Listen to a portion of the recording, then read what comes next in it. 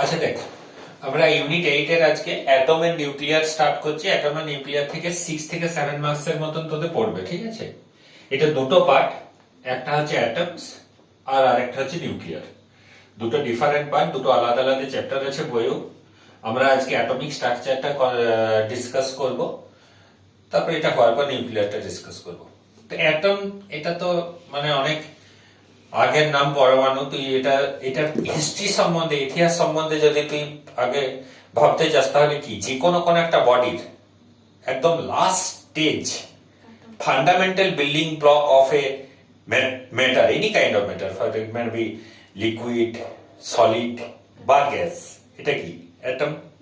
একদম ভাঙতে ভাঙতে ভাঙতে ভাঙতে ভাঙতে ভাঙতে সর্বশেষ পর্যায়ে হচ্ছে অ্যাটম। এবং এই অ্যাটমের কনসেপ্টটা একদম সর্বপ্রথম যে অ্যাটমের কনসেপ্টটা দিয়েছিল সেই বিজ্ঞানীর নাম হচ্ছে ডাল্টন। ডাল্টন এই অ্যাটম সম্বন্ধে প্রথম ধারণা দিয়েছিল। এবং অ্যাটম সম্বন্ধে ও কি বলেছিল? প্রথম ডাল্টনের ধারণা কি ছিল? যে অ্যাটমটা হচ্ছে ইন্ডিভিজুয়াল পার্ট। ইন্ডিভিজুয়াল মানে কি? যে atom can not be break, অ্যাটমটাকে ভাঙা যায় না। অ্যাটমটা হচ্ছে একটা নিজস্ব একটা মানে একটা একটা একটা অবিভাজ্য, যেটা বাংলায় বলে অবিভাজ্য বস্তু, যেটাকে আর ব্রেক করা যায় না। এবং সমস্ত বস্তুরই, সমস্ত ম্যাটারেরই লাস্ট স্টেজটা হচ্ছে অ্যাটম। সর্বশেষ হচ্ছে অ্যাটম। অ্যাটম দিয়ে সমস্ত পদার্থ তৈরি, গ্যাস হোক, তরল হোক বা কঠিন হোক, যে কোনো পদার্থই অ্যাটম দিয়ে তৈরি। তো এটা ছিল অ্যাটম সম্বন্ধে ডাল্টনের প্রথম ধারণা। কিন্তু ওই অ্যাটমের মধ্যে যে পার্টিকেলস, কি কি পার্টিকেলস আছে, পার্টিকেলস গুলা কেমন ভাবে আছে, অ্যাটমের স্ট্রাকচার অ্যাকচুয়ালি কি রকম, স্ফেরিক্যাল না আদার্স কাইন্ড অফ, এটা সম্বন্ধে খুব বেশি ক্লিয়ার আইডিয়া কিন্তু ডাল্টন দিতে পারেন। পরবর্তী সম্বন্ধে বিজ্ঞানীরা বলে দেখিয়েছে যে অ্যাটমের মধ্যে প্রথমত অ্যাটম একটা ইন্ডিভিজুয়াল পার্টিকেল নয়, অ্যাটমের মধ্যে প্রচুর পার্টিকেলস আছে। এবং প্রচুর পার্টিকেলস এর মধ্যে দুটো টাইপ অফ পার্টিকেল গুলোকে আমরা ভাগ করতে পারি, দুটো ধরনের বস্তু ভাগ করতে পারি। একটা হচ্ছে স্টেবল পার্টিকেল আর একটা হচ্ছে আনস্টেবল পার্টিকেল।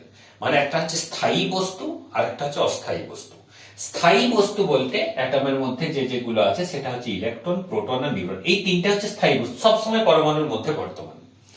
আর এগুলা ছাড়াও আনস্টেবল পার্টিকেল, যেগুলা হচ্ছে অ্যাটমের মধ্যে স্থায়ী নয়, কিন্তু এই পার্টিকেল গুলো অস্তিত্ব বিভিন্ন সময়ে বিভিন্ন ভাবে অ্যাটমের মধ্যে দেখা গেছে। এই আনস্টেবল পার্টিকেলের সংখ্যা হচ্ছে এখনো পর্যন্ত যে invented numbers of unstable particle অ্যাটমে, সেটা অলমোস্ট প্রায় 2500 প্লাস নাম্বারস অফ পার্টিকেল, 2500-এর বেশি নাম্বারস অফ পার্টিকেল এখনো পর্যন্ত ইনভেনশন হয়েছে, যেগুলো অ্যাটমের মধ্যেই বর্তমান। এবং according to E is equal to mc square, E is equal to mc square, এই সমীকরণটা অনুযায়ী m ভর E শক্তিতে এবং E শক্তি m ভরের রূপান্তরিত হতে পারে। অ্যাটমের মধ্যে যে এনার্জিটা আছে, সেই এনার্জির ফর্মে এই পার্টিকেল গুলো থাকে। যখনই অ্যাটম ব্রেক করে বা একটা অ্যাটম আরেকটা অ্যাটমের সাথে কোলাপস করে, বা যে কোনো ভাবে অ্যাটমের মধ্যে যে এনার্জিটা আছে, সেই এনার্জিটা যখন মাসে কনভার্ট হয়, ডিফারেন্ট ডিফারেন্ট ম্যাসিভ বডি তৈরি হয়। এবং এই পার্টিকেল গুলো, এই সাব অ্যাটমিক পার্টিকেল এগুলো বলা হয়।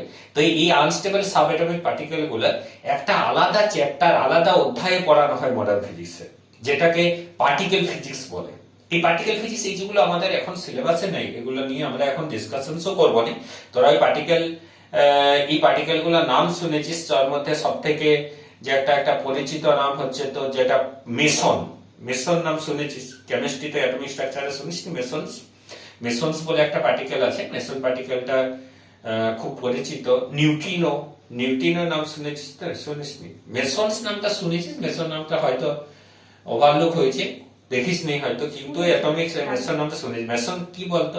অ্যাকচুয়ালি এই যে ইলেকট্রন, প্রোটন, নিউট্রন আছে না, ইলেকট্রন, প্রোটন, নিউট্রন গুলো একটা অ্যাটমের মধ্যে, ইলেকট্রন, প্রোটন, নিউট্রন গুলো কিন্তু এরা কিন্তু স্থায়ীভাবে একটা পার্টিকেল ইলেকট্রন, একটা পার্টিকেল প্রোটন, একটা পার্টিকেল নিউট্রন এরকম ভাবে থাকে না। নিউট্রন, ইলেকট্রন, প্রোটন ওরা নিজেরা নিজেদিকে ইন্টারচেঞ্জ করে। প্রোটন ইলেকট্রনে, নিউট্রন প্রোটনে, নিউট্রন ইলেকট্রনে কনভার্সন হয়। এই ধরনের যে কনভার্সনটা হয় না, এই ধরনের কনভার্সনটা হয় by exchanging of মেসনস particle.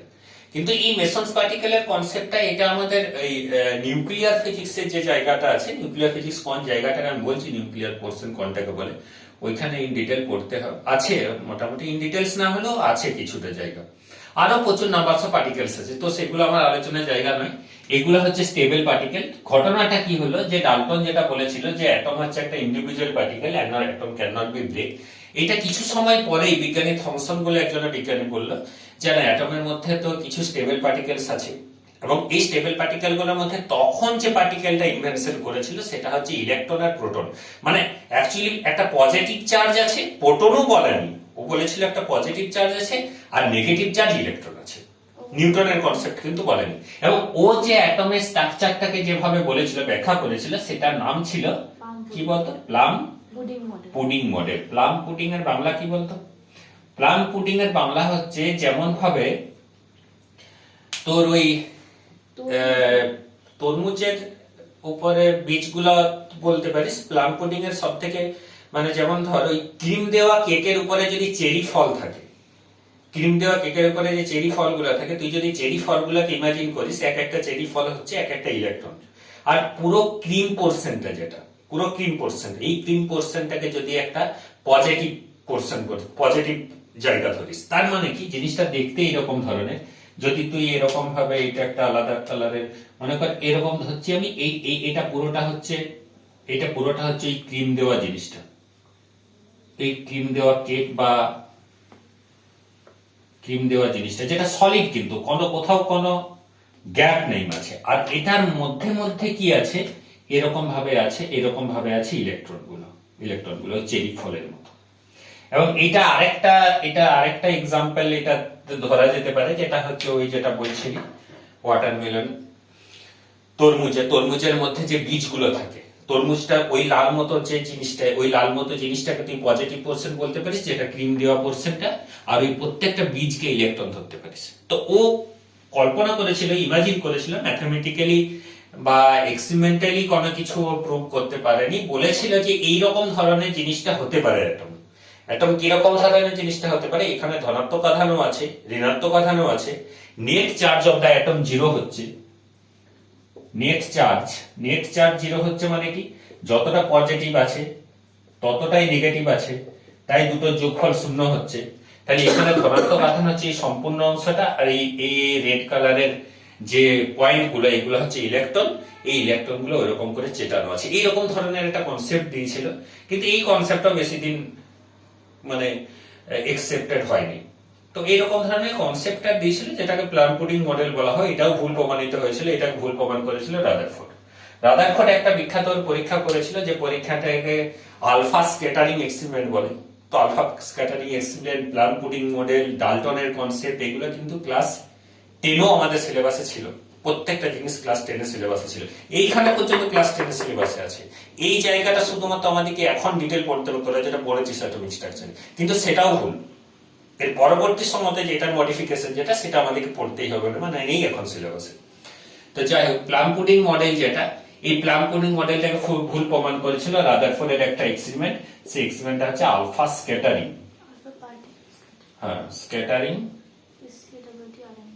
Scattering experiment. তো একটা আলফা স্ক্যাটারিং এক্সপেরিমেন্টটা কি ছিল, যে একটা গোল্ডেন ফুয়েল পাত, মানে খুব পাতলা সোনার পাতের ভেতরে, পাতের উপরে আর কি করেছিল, আলফা পার্টিকেল গুলাকে ঢাকা করেছিল। তো আলফা পার্টিকেল গুলা ঢাকা করে দেখা গেছিল কি, যে maximum number of alpha particle কি হচ্ছে, ওরা আনডিফ্লেক্টেড, কোন রকম কোন ডিফ্লেকশন না হয়ে ওরা সোজা সোজা বেরিয়ে যাচ্ছে আলফা কণাগুলো। এবং আলফা হচ্ছে পজিটিভ চার্জ পার্টিকেল, ঠিক আছে, আলফা হচ্ছে ধনাত্মক আধান সম্পন্ন কণা।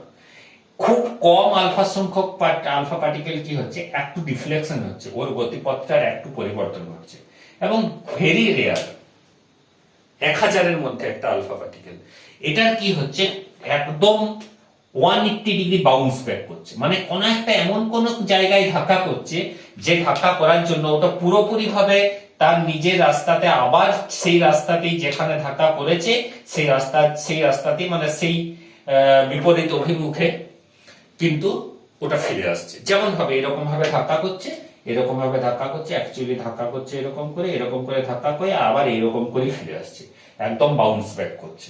এই জিনিসটা খুব কম আলফা পার্টিকেলের মধ্যে ঘটছে। তো এই এক্সপেরিমেন্টটা থেকে একটা কনক্লুশন রাদারফোর্ড বলেছিল, যদি এই জিনিসটা হতো, তাহলে হয় সব আলফা পার্টিকেল গুলোকে, এই ধনাত্মক অংশটাকে যদি ভেদ করে যেতে পারছে, সব আলফা পার্টিকেল গুলোকে ভেদ করে চলে যাওয়া উচিত ছিল, আর না হলে যদি ধাক্কা খেয়ে ফিরে আসার গল্প হয় তাহলে ম্যাক্সিমাম আলফা পার্টিকেল ধনাত্মক আলফা ধর এই পজিটিভ অংশটা দ্বারা ধাক্কা পাচ্ছে, দিয়ে আবার ফিরে চলে আসার দরকার ছিল। এবং খুব বেশি সংখ্যক আলফা পার্টিকেলের কি দরকার ছিল, একদম খুব বেশি ডিফ্লেকশন হওয়া দরকার ছিল, কিন্তু সেই জিনিসটা হচ্ছে না। হচ্ছে কি খুব কম সংখ্যক আলফা পার্টিকেল 180 ডিগ্রি ডিফ্লেকশন হচ্ছে, 180 ডিগ্রি 180 ডিগ্রি বাউন্স ব্যাক করছে। এখান থেকে ফার্স্ট কনক্লুশন যেটা রাদারফোর্ড বলল, যে থমসন যে জিনিসটি বলেছিল সেই জিনিসটি কিন্তু তাহলে ভুল প্রমাণিত হচ্ছে। কেন ভুল প্রমাণিত হচ্ছে?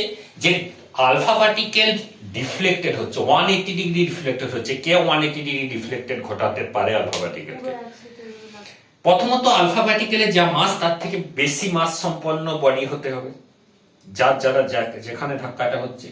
দ্বিতীয়ত আলফা পার্টিকেলটা ধনাত্মক চার্জ, যেহেতু ওই পার্টিকেলটা যেখানে ধাক্কাটা খাচ্ছে সেই বডিটাও পজিটিভ চার্জ হতে পারে, তাহলে পজিটিভ পজিটিভ রিপেল করবে। কারণ কিছু কি হচ্ছে বলতো, কিছু ডিফ্লেকশন হচ্ছে। কিছু ডিফ্লেকশন হচ্ছে মানে কি? নিশ্চয়ই বিকর্ষিত হচ্ছে, রিপালশন হচ্ছে। রিপালশন হচ্ছে তাহলে নিশ্চয়ই একটা পজিটিভ চার্জই তো একটা পজিটিভ চার্জকে রিপেল করতে পারে না। তাহলে এই যে ডিফ্লেকশনটা ঘটছে, এই ডিফ্লেকশনটা ঘটার কারণ হচ্ছে কি? Positive charge. তাহলে পজিটিভ চার্জটা যে আমি পুরো সমষ্টিগত পজিটিভ চার্জ একটা ইউনিফর্মলি ডিস্ট্রিবিউটেড যেটা থমসন ধরেছিল, যদি ওই জিনিসটাই হতো তাহলে হয় ম্যাক্সিমাম আলফা পার্টিকেলের আটকে যাওয়া উচিত ছিল, নাহলে সব আলফা পার্টিকেলই বেরিয়ে যাওয়া উচিত ছিল। যদি এটাকে ভেদ করে যাওয়ার মতো ওর ক্ষমতা থাকতো আলফা পার্টিকেল গুলো, এটাকে ছেদ করে যাওয়া, তো সবাই ছেদ করে চলে যেত, এরকমই হওয়া উচিত ছিল। তাহলে এইখান থেকে ও কনক্লুশন বললো ঠিক আছে ধনাত্মক আধান থাকে, কিন্তু ধনাত্মক আধান খুব কম অংশ জুড়ে থাকে, এবং ঋণাত্মক আধান গুলো কি করে? ধনাত্মক আধানের চারদিকে ঘুরে। এই ঋণাত্মক আধান গুলো, ধনাত্মক আধান খুব কম অংশ জুড়ে আছে এবং ঋণাত্মক আধান গুলো এই ধনাত্মক আধানের চারিদিকে ঘুরছে। ঘুরছে কেন ধরতে হবে? যদি না ঘুরছে ধরে তাহলে অ্যাটমিক স্ট্রাকচারের স্টেবিলিটিটাকেও এক্সপ্লেন করতে পারবে না। কেন পারবে না বলতো? কারণ ধনাত্মক আধান ইলেকট্রন গুলোকে আকর্ষণ করবে, তাহলে আকর্ষণ করবে অথচ ও একটা জায়গাতেই আছে, তাহলে তো টেনে চলে আসতো সামনের দিকে। তাহলে আকর্ষণ করছে, ওর রোটেশন হচ্ছে, তাহলে কি হবে? টুয়ার্ডস দ্য সেন্ট্রাল ফোর্স যেটা সেন্ট্রিফিউগাল ফোর্স, আর বাইরের দিকের ফোর্স যেটা centripetal force, to equal and opposite. যেমন পৃথিবী সূর্যের চারিদিকে ঘুরছে, সূর্য তো পৃথিবীকে আকর্ষণ করে আছে, অন্যান্য প্ল্যানেট গুলোকে যেমন আকর্ষণ করে আছে, কিন্তু সূর্যের দিকে পৃথিবীটা তো আর চলে যাচ্ছে না, বা অন্যান্য গ্রহগুলো চলে যাচ্ছে না। ঠিক সিমিলার ইলেকট্রন ও নিউক্লিয়াসের চারিদিকে ওই আকর্ষণ বলের প্রভাবে ঘুরছে। ধনাত্মক আধান নিউক্লিয়াস আর ঋণাত্মক আধান ইলেকট্রনের আকর্ষণ বলের প্রভাবে ঘুরছে, যার টুয়ার্ডস দ্য সেন্ট্রাল ফোর্স যেটা কেন্দ্র অভিমুখী বল এবং কেন্দ্র বহির্মুখী বল, এই দুটো বল ইকুয়াল এন্ড অপোজিট হচ্ছে।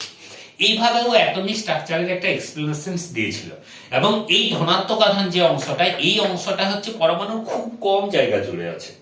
মানে খুব কম জায়গা জুড়ে আছে মানে যদি পরমাণুর পুরো এরিয়াটাকে যদি আমি মানে কোন একটা সার্টেন ভলিউম যদি ধরি, তার 1,00,000 হচ্ছে ওই মিডল পোর্শনটা, এইটুকু অংশ জুড়ে আছে। তার জন্য এই ঘটনাটা দেখা যাচ্ছে যে ম্যাক্সিমাম আলফা পার্টিকেল এই দিক দিয়ে যারা চলে যাচ্ছে তাদের কোন রকম কোনো সমস্যা ঘটছে না, কিন্তু যে এই ধনাত্মক আধানটা খুব পাশ দিয়ে যাচ্ছে সেই আলফা পার্টিকেলটা একটু ডিফ্লেক্ট হচ্ছে, আর যে একদম মিডিলে যে ছেদ করতে যাচ্ছে সে কিন্তু 180 ডিগ্রি বাউন্স ব্যাক হচ্ছে। এইভাবেও এক্সপ্লেনেশনটা দিয়েছিল, কিন্তু এই এক্সপ্লেনেশনটাও ভুল প্রমাণিত হয়েছিল।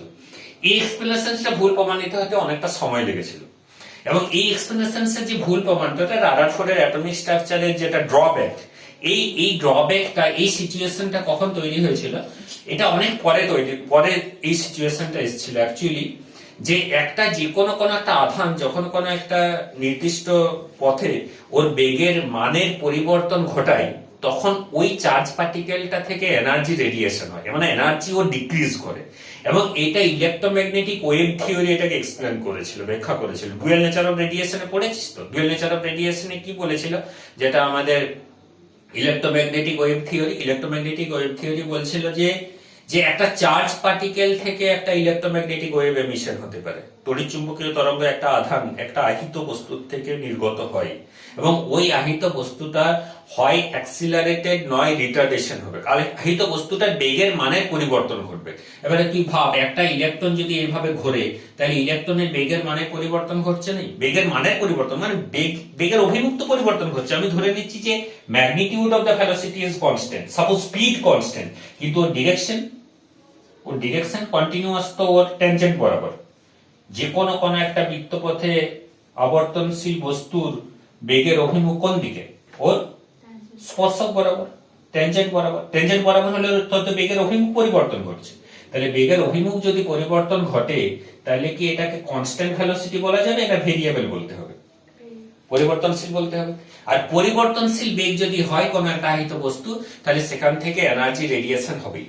তাহলে এনার্জি রেডিয়েশন হলে একটা ইলেকট্রন থেকে এনার্জি বেরোচ্ছে বেরোচ্ছে বেরোচ্ছে, তাহলে একটা সময় তো এনার্জি কমছে কমছে, কমতে কমতে একটা সময় কি হয়ে যাবে, ও যে করে নিউক্লিয়াসে পড়ে যাবে। তাহলে নিউক্লিয়াসে পড়ে যাবে, যে পরমাণুটা কোটি কোটি বছর ধরে কোটি কোটি বছর ধরে কোন একটা ম্যাটার একই রকম স্টেটে আছে, সেটা কিভাবে এক্সপ্রেশন হবে, নিশ্চয়ই ইলেকট্রনটা একটি নির্দিষ্ট বৃত্তপথেই ঘুরে যাচ্ছে। তাহলে এই ব্যাখ্যাটা কিন্তু রাদারফোর্ড ঠিকঠাক ভাবে দিতে পারেনি, এবং এই ব্যাখ্যাটাকে দিয়েছিল যে সে হচ্ছে বোর। অ্যাকচুয়ালি এই জায়গাটা আমাদের সিলেবাসে আছে মেনলি, এই জায়গাটা হচ্ছে আমাদের এই অ্যাটমিক স্ট্রাকচারের মধ্যে এই জায়গাটা আমরা পড়বো। আর এই জায়গাটা থেকে আমরা দুটো ভাগে ভাগ করতে পারি। এই যে অ্যাটম এন্ড নিউক্লিয়ার এই চ্যাপ্টারটা কিভাবে এসছে, এই অংশটা, যে অংশটা চারিদিকে ইলেকট্রন গুলো ঘুরছে, এই অংশটাকে বলা হচ্ছে নিউক্লিয়ার। এটা অনেক ইম্পর্টেন্ট পোরশন। নিউক্লিয়ার এনার্জি, নিউক্লিয়ারের মধ্যে কি কি পার্টিকেলস আছে, এই যে সাব অ্যাটমিক আনস্টেবল পার্টিকেল গুলো বলছি, এই পার্টিকেল গুলো সব এই নিউক্লিয়াসের মধ্যে আছে। এবং নিউক্লিয়াসের মধ্যে দুটো স্টেবল পার্টিকেল, একটা হচ্ছে প্রোটন আর নিউট্রন আছে, আর তার চারদিকে ঘুরছে ইলেকট্রন গুলো। তো এই প্রোটন আর নিউট্রন ছাড়াও এই নিউক্লিয়াসের মধ্যে যা কিছু আছে নিউক্লিয়ারের, আমাদের সমস্ত কিছু এনার্জি, মানে আমাদের ইউনিভার্সের সোর্স অফ এনার্জি কি, সান। ইউনিভার্সের সোর্স অফ এনার্জি হচ্ছে কি, স্টার্স। এবং আমাদের প্ল্যানেটের সোর্স অফ এনার্জি কি, আমাদের প্ল্যানেটের সোর্স অফ এনার্জি যদি একটা মানে আমি যদি একটা পিরামিড তৈরি করি, তার উপরে সর্ব উপরে কে আছে, সূর্য। এবং সূর্যের মধ্যে কি ঘটছে, নিউক্লিয় বিক্রিয়া ঘটছে, মানে নিউক্লিয় বিভাজন হচ্ছে অথবা নিউক্লিয় সংযোজন হচ্ছে। তাহলে এই নিউক্লিয়াসটা এত ছোটখাটো জিনিস তো নয়, দেখতে যতটুকু ছোট অতটা ছোট জিনিস নয়, মানে পুরো এনার্জি নিউক্লিয়াসের মধ্যে আছে। তার জন্য আমাদের এই পুরো অ্যাটমটাকে, এই জায়গাটা এসে পুরো অ্যাটমটাকে দুটো ভাগে ভাগ করে দেওয়া হয়েছে, একটা হচ্ছে নিউক্লিয়াস আর একটা হচ্ছে রেস্ট অফ দ্য নিউক্লিয়াস। একটা নিউক্লিয়াস যেটাকে নিউক্লিয়ার ফিজিক্সে পড়ানো হয়, এই জায়গাটা যেটা আমরা পড়বো, আর একটা হচ্ছে রেস্ট অফ দ্য নিউক্লিয়াস, মানে ইলেকট্রন গুলো কেমন ভাবে নিউক্লিয়াসের চারিদিকে ঘুরছে, এটা হচ্ছে অ্যাটমস। তো এই অ্যাটমসটা যেটা পড়ানো হয় সেটা হচ্ছে rest of the nucleus. Nucleus সম্বন্ধে কিছু কিন্তু পড়ানো হয় না অ্যাটমের জায়গায়। অ্যাটমের জায়গায় নিউক্লিয়াসকে শুধুমাত্র ধরে নেওয়া হয়েছে একটি ধনাত্মক আধান সম্পন্ন একটি ডাব, একটি গোল মতো জিনিস, একটা পয়েন্ট। আর তার চারদিকে ইলেকট্রন গুলো কেমন ভাবে ঘুরছে, ইলেকট্রন গুলো কোন পজিশনে ঘুরতে পারে, ইলেকট্রন গুলো একটা পজিশন থেকে আরেকটা পজিশনে কিভাবে আসতে পারে, কিভাবে যেতে পারে, এই সমস্ত জিনিসগুলো অ্যাটমিক স্ট্রাকচারে পড়ানো হয়। আর নিউক্লিয়ার ফিজিক্সে পড়ানো হয় ওই নিউক্লিয়াসের মধ্যে সমস্ত কিছু অংশ, এটা নিউক্লিয়ার ফিজিক্সে পড়ানো হয়। এটা পরের জায়গায় আছে আমাদের এখানেও। এই ইউনিটটা তার জন্য দুটো চ্যাপ্টার এইরকম ভাবে ভাগ হয়েছে এই জায়গা থেকে। তো আমরা এরপরে যেটা করবো, যে এই ইলেকট্রনটা যে নিউক্লিয়াসের চারিদিকে ঘুরছে, ঘুরতে ঘুরতে ইলেকট্রনটার শক্তি ক্রমশ হ্রাস পাওয়ার কথা, পেতে পেতে পেতে পেতে একটা সময় নিউক্লিয়াসের মধ্যে পড়ে যাওয়ার কথা, কিন্তু সেটা পড়ছে নেই। এটা পড়ছে নাই, এটা তো পড়ছে নেই দেখাই যাচ্ছে, প্রকৃতিতে তো একদম স্টেবল। এবং এটাকে কিভাবে ব্যাখ্যা করব, এটা ব্যাখ্যা করেছিল যেটা, সেটা কিভাবে ব্যাখ্যা করেছিল, এর থিওরিটিক্যাল এক্সপ্লেনেশন যে দিয়েছিল তার নাম হচ্ছে বোর। তাহলে প্রথমে ডাল্টন তো অনেক আগেই গেল, তারপরে থমসনের গল্প গেল, রাদারফোর্ড গেল, রাদারফোর্ডের গল্প, আলফা স্ক্যাটারিং এক্সপেরিমেন্ট বলার পরে, আলফা স্ক্যাটারিং করার পরে একটা জায়গায় আসলো যে ধনাত্মক আধানের চারিদিকে ইলেকট্রন গুলো ঘুরছে, এইখানে পর্যন্ত অবস্থা এসেছে। কিন্তু ইলেকট্রন গুলো ধনাত্মক আধানের চারিদিকে ঘুরতে ঘুরতে ইলেকট্রন গুলো একটা সময় নিউক্লিয়াসে পড়ে যাওয়ার কথা, কারণ আধানের ধর্ম অনুসারে, ইলেকট্রোম্যাগনেটিক ওয়েভ থিওরির কনসেপ্ট অনুসারে। যদিও ইলেকট্রোম্যাগনেটিক ওয়েভ থিওরি তোরা এখনো সেরকম ভাবে ডিটেল পড়িসনি, ইউনিট 6 এ তোদের ওটা, 5 ইউনিট 5 এ ওটা তোদের আছে ইলেকট্রোম্যাগনেটিক ওয়েভের কনসেপ্ট। কিন্তু এইটুকু জেনে রাখ যে একটা আধানের অভিমুখ যদি বদলায়, আধানের বেগের অভিমুখ যদি বেগের অভিমুখ বদলায় বা বেগের মান বদলায়, তাহলে আধান থেকে কিন্তু শক্তি নিঃসরণ ঘটে এবং আধানটা আস্তে আস্তে শক্তি কমতে কমতে কমতে কমতে থাকে। তাহলে এই ইলেকট্রনটারও যদি শক্তি একটা সময় কমতে কমতে কমতে কমতে থাকে, তাহলে ব্যাসার্ধ কমতে কমতে কোথায় পড়ে যাবে, নিউক্লিয়াসে পড়ে যাবে। সেই ঘটনাটাও কিন্তু হচ্ছে না। বোর কিভাবে বলেছিল, এইখানে বোর যেটা বলেছিল, বোর তিনটে পোস্টুলেটস বলেছিল। ফার্স্ট,